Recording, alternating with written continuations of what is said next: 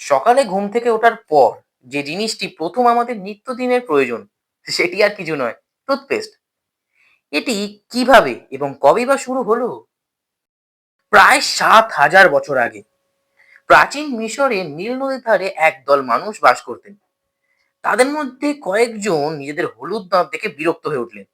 তারা নিজেরাই চুনা পাথর, খড়, লবণ আর ভেষজের ছাই মিশিয়ে একটা পেস্ট তৈরি করলেন, যা তারা আঙুল দিয়ে দাঁতে ঘষতেই দেখলেন বেশ পরিষ্কার হচ্ছে।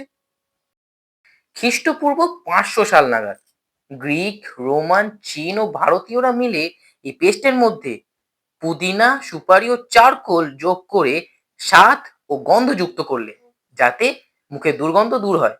তারপর এটি পুরো এশিয়া ও ইউরোপে ছড়িয়ে পড়ে।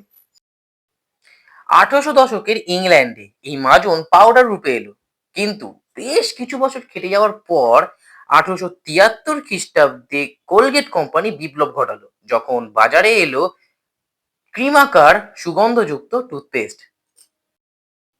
আমেরিকান ডেন্টিস্ট ওয়াশিংটন সেফিল্ড পুদিনা মিশ্রিত ক্রিম আবিষ্কার করলেন এবং ওনার ছেলে টিউবের আইডিয়াটা দিল।